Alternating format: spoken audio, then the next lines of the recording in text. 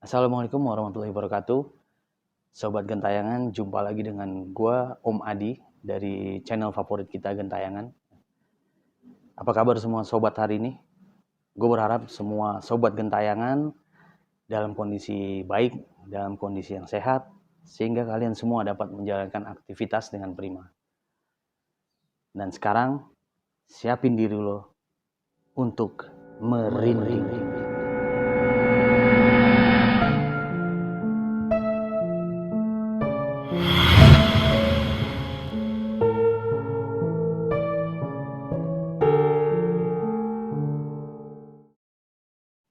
Oke, Sobat Gentayangan, di episode yang pertama ini gue akan coba ceritakan pengalaman-pengalaman gaib dan kisah-kisah misteri yang pernah gue alamin sendiri. Yang pertama, pengalaman gue ini terjadi di tahun 1999, dimana umur gue saat itu masih 18 tahun ya.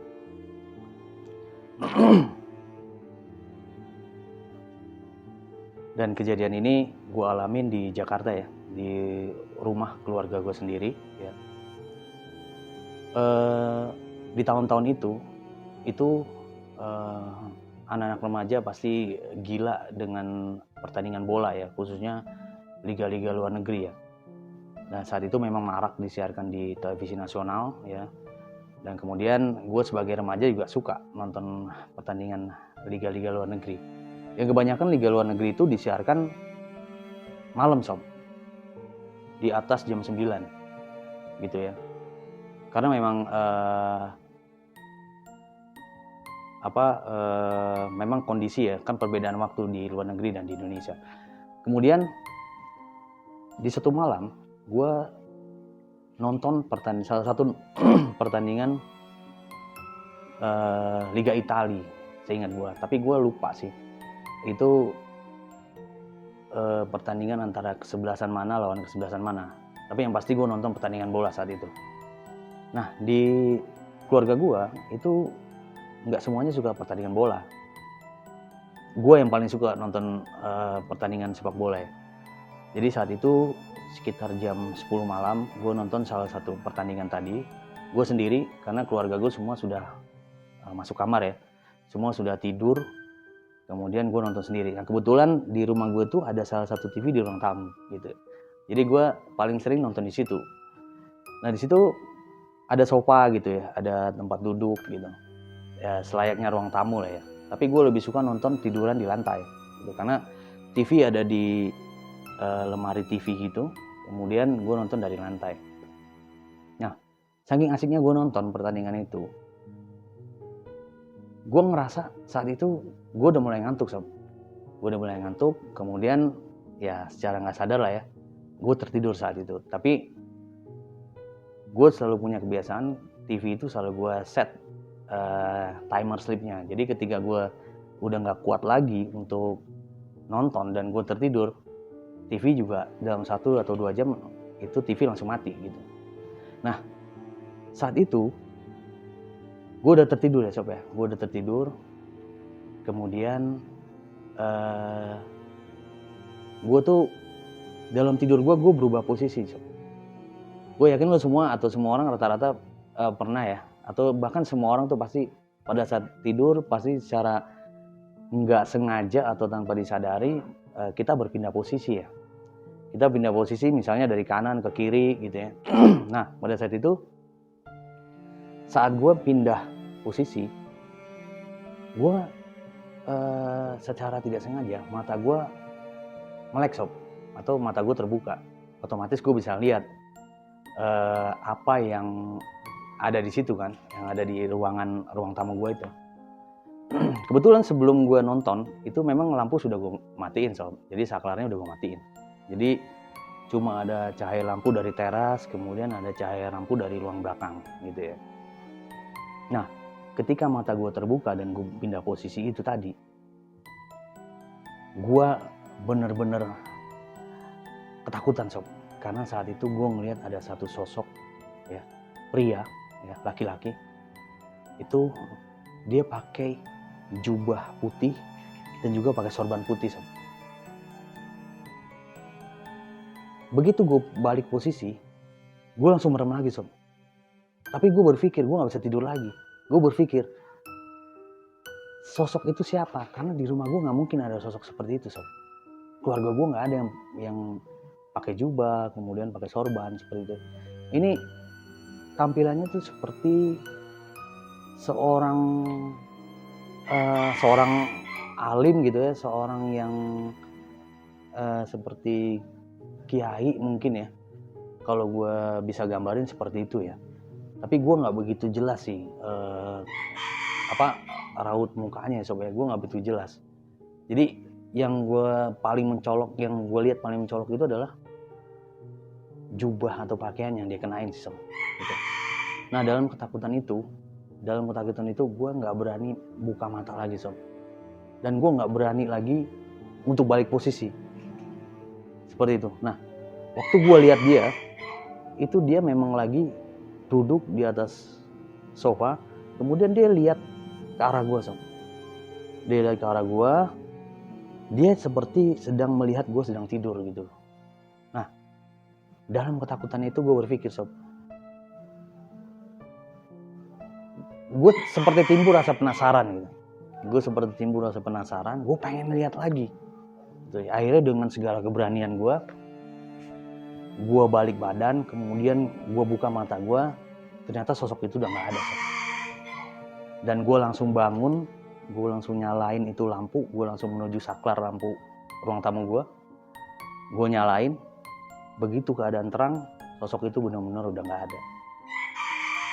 Dan gue langsung matiin lampu lagi, gue langsung masuk ke kamar. Kemudian di kamar gue sangat ketakutan, dan gue sempat nggak bisa tidur selama 1-2 jam lah ya. Akhirnya gue berdoa, gue minta perlindungan sama Yang Maha Kuasa. Gue berdoa supaya gue tidak mengalami lagi lah malam itu yang hal-hal yang seperti itu sob. Dan alhamdulillah gue bisa tidur dalam waktu 1-2 jam. Gue bisa tertidur lagi, dan pagi hari gue bisa bangun sob.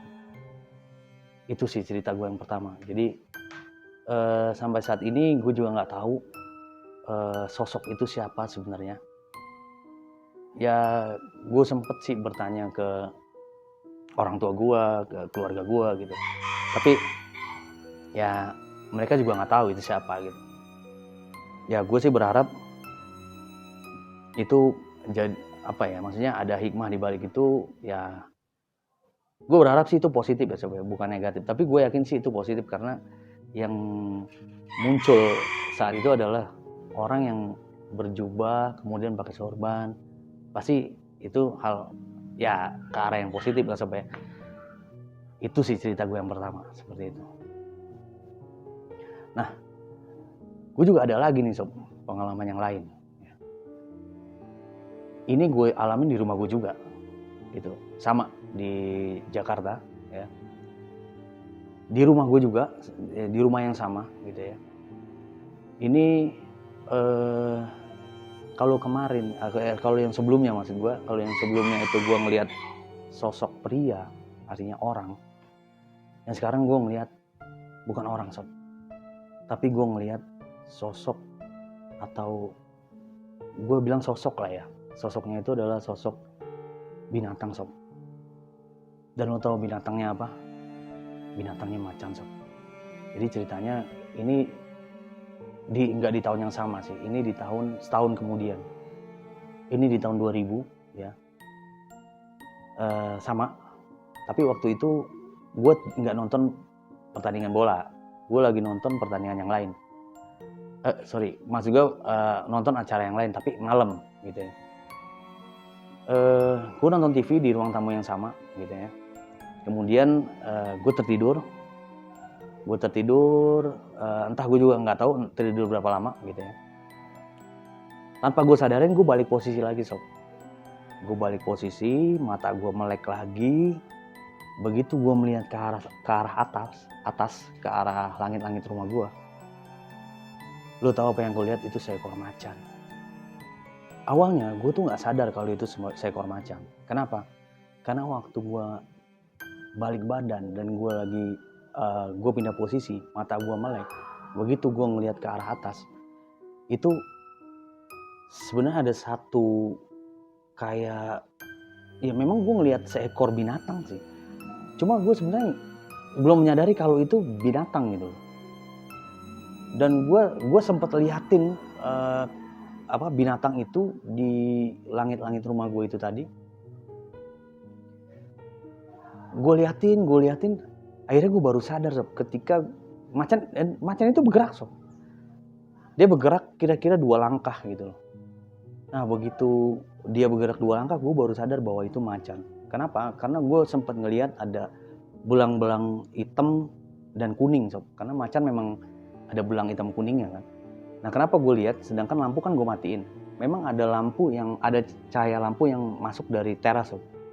Jadi ada sorotan lampu yang masuk dari sela-sela kusen itu menyinari badan si macan itu. Jadi gue baru sadar bahwa itu macan sob. Dan ini gue juga takjub ya, karena macan ini kakinya ada di atas langit-langit, jadi dia terbalik gitu sob. Kalau macan kan selayaknya dia ada di tanah gitu ya, terus dia menapak di tanah gitu ya. Tapi dia menapak terbalik di atas dinding, di atas langit-langit ruang tamu rumah gue. Dan saat itu gue benar-benar ketakutan sob. Gue benar-benar ketakutan. Gue sempet, karena ada meja kan di samping gue tidur itu, ada meja ruang tamu yang ada gelas gue yang bekas gue minum, itu sempet gue pegang sob. Dan gue pengen sambit itu macan sob, pengen gue lempar itu ke arah binatang itu, karena saking takutnya gue gitu. Tapi gue pikir kenapa harus gue lempar gitu. Saat itu gue pikir kenapa gue harus lempar, sedangkan ya dia juga nggak berbuat apa-apa sih sob. Dia cuma ada di atas, bener-bener di atas badan gue, tapi dia di atas langit-langit sob gitu. Dan saking takutnya itu gue sempat merem lagi. Kemudian gue beraniin diri gue lagi untuk melek. Dan begitu gue buka mata gue, macan itu udah nggak ada sob. Sama juga, gue langsung menuju saklar lampu ruang tamu gue nyalain, dan hasilnya macan itu benar-benar nggak ada apa-apa, dan benar-benar nggak ada apa-apa di ruang tamu gue. Jadi itu juga pengalaman gue ngelihat seekor macan yang menurut gue nggak lazim sih ya, karena dia berjalan di atas langit-langit dengan tubuh terbalik sob. Nah sekarang ini cerita gue yang ketiga sob. Cerita gue yang ketiga ini bukan di rumah gue sih, tapi di tempat lain. Dan ini kejadiannya di tahun-tahun 2001, 2002 kalau gue nggak salah. Selepas SMA itu sob ya, gue ada plan sama teman-teman gue sih, berlima termasuk gue. Kita mau ya ibaratnya habis lulusan gitu sob, kita jadi pengen jalan ke satu tempat gitu. Nah kita putusin untuk ke tempat tambak ikannya salah satu keluarga teman gue. Nah di tempat itu, ini salah satu tempat di Jawa Barat sob ya, daerah Jawa Barat. Nah tempat itu tuh kayak peternakan ikan gitu sob, tambak atau kita sebutnya empang sih dulu. Nah, itu ada banyak empang-empang gitu, kemudian kebanyakan ikannya itu ikan gurame sih sob ya. Jadi di sana tuh ada satu bangunan rumah yang biasa kalau mau liburan bisa ke situ gitu ya, kalau mau lihat ikan gitu. Nah kita ke situ sob. Kita sampai ke tempat itu kira-kira jam 3 sore sob ya. Jam 3 sore dari Jakarta kita ke sana, kemudian sampai sana jam 3 sore. Nah dari semenjak gue datang sob, itu karena di situ ada piaraan anjing penjaga ya, ada piaraan anjing penjaga. Di situ anjingnya ada, kalau gue nggak salah ingat ada 2, tapi yang gue highlight nih yang satu ini nih sob anjingnya. Jadi semenjak gue datang, gue masuk ke rumah itu sama teman-teman gue, itu anjing yang satu ini itu ada di depan pintu sob, di depan pintu, dan dia menggonggong sob, menggonggong terus-terusan menggonggong. nanti berhenti, kemudian nanti menggonggong lagi, berhenti, kemudian menggonggong lagi. Gue sempet tanya sih sama teman gue yang punya tempat itu. Dia bilang dia juga heran sob, kenapa anjing penjaga di tempatnya itu berperilaku begitu ya, menggonggong terus semenjak gue datang. Nah, ya udahlah, tapi gue nggak ambil pusing ya. Gue pikir ya itu cuma cuma binatang lah ya, kadang-kadang berperilaku aneh gitu. Dan gue sama teman-teman gue juga nggak ambil pusing gitu kan. Jadi kita nikmatin aja liburan kita ke situ. Nah, tapi lama-lama cukup mengganggu juga sob. Kenapa? Karena dia tuh nggak berhenti menggonggong sampai kira-kira jam 5 sore. Kemudian dia baru berhenti itu sekitar mau maghrib ya sob ya. Kira-kira jam 6 kurang gitu lah. Jam 6 kurang baru dia berhenti menggonggong. Nah, begitu masuk maghrib, anjing itu berhenti menggonggong sob. Dan gue juga sama teman-teman gue akhirnya dia berhenti menggonggong gitu ya. Jadi kita suasananya jadi agak lebih tenang gitu. Karena memang harusnya tenang sih kalau anjing itu tidak menggonggong. Nah, malam berlalu, maghrib berlalu, kemudian masuk ke jam-jam 7, kemudian jam 8. Kita ngobrol-ngobrol, sharing-sharing, kita berdiskusi banyak hal gitu ya. Bercanda, nonton TV gitu kan. Nah, saat jam 10 malam, gue juga heran. Tiba-tiba teman-teman gue tuh seolah kayak udah ngantuk gitu sob. Dan tiba-tiba mereka tidur gitu aja. Gitu. Mereka tidur, jadi kita ada di ruang tamu ya. Memang kita gelar seperti karpet gitu ya, atau kita sebutnya hambal gitu ya. Nah, itu kita gelar di ruang tamu, meja kita kesampingin gitu ya, terus kita gelar di situ. Jadi memang ada kamar, cuma kita nggak mau tidur di kamar karena kita lebih milih di luar gitu. Nah, itu kita gelar karpetnya sob. Kemudian teman-teman gue tuh tiba-tiba pada tidur aja sekitar jam 10 malam itu. Soalnya mereka tuh udah langsung ngantuk gitu. Nah, satu-satunya yang belum ngantuk itu cuma gue sob. Jadi saat itu gue memang ngerasa gue belum ngantuk gitu. Jadi gue masih terjaga, kemudian gue masih minum kopi gue gitu ya. Gue duduk jadi kalau gue gambarin ya sob, gue duduk membelakangi tembok ya. Jadi kemudian di sini di samping gue ada meja gitu ya. Nah, di sini ada kopi yang lagi gue minum. Jadi memang gue benar-benar belum ngantuk gitu. Dan gue lihat teman-teman gue udah pada tidur di situ. Kemudian ya selayaknya orang yang belum ngantuk gitu ya. Jadi gue cuma bengong. Kemudian gue berpikir tentang satu dua hal gitu ya. Sambil gue minum kopi gitu. Sambil gue juga menunggu kantuk gue gitu. Dan saat gue lagi diam, kemudian gue lagi berpikir mengenai satu dua hal tadi, tiba-tiba sob, di depan gue itu muncul sosok seorang wanita sob. Dan saat itu gue cuma bengong ketika gue lihat dia. Jadi dia tuh benar-benar muncul di hadapan gue. Itu jaraknya nggak jauh sob, jaraknya cuma kira-kira 1 meter lah dari gue gitu. 1-2 meter lah kalau gue nggak salah ya, karena ini perkiraan gue aja. Cuma memang dekat, nggak terlalu jauh gitu. Nah, sosok wanita ini itu pakai gaun putih sob. Pakai gaun putih, kemudian dia ngelihat ke arah gue gitu. Dan gue cuma bengong dengan jantung gue yang deg-degan gitu ya. Kemudian gue nggak bisa berbuat apa-apa, gue cuma bengong. Kemudian gue ngelihat juga ke arah dia. Dan yang gue heran, gue saat itu nggak ngerasa takut. Kemudian gue nggak pengen teriak. Kemudian gue juga nggak pengen kabur gitu ya. Atau gue nggak pengen lari, atau gue teriak bangunin teman-teman gue. Gue juga heran kenapa gue nggak seperti itu gitu. Jadi gue lihat sosok itu. Jadi gue sama dia tuh sama-sama lihat-lihatan sob gitu, pandang-pandangan. Dan satu yang gue syukurin sih sob, bahwa dia muncul di depan gue tuh dengan sosok wanita yang boleh gue bilang sih cantik ya saat itu ya, waktu gue lihat gitu ya. Itu sosok wanita bergaun putih, kemudian berparas cantik gitu ya. Jadi mungkin itu juga yang bikin gue nggak terlalu takut gitu saat itu. Dan gue hanya diam, kemudian gue mandangin dia, dia juga mandangin gue saat itu.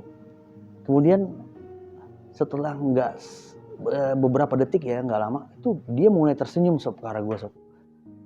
Dan gue heran kenapa dia tersenyum, pokoknya saat itu perasaan gue campur aduk ya.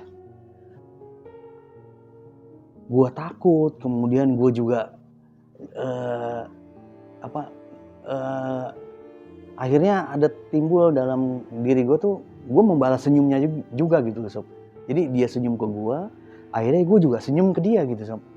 Dan setelah itu nggak berapa lama kita saling senyum gitu ya, seakan-akan kita tuh saling menyapa dengan ramah gitu ya. Dia memberikan senyuman, gue juga kasih senyuman gitu ya.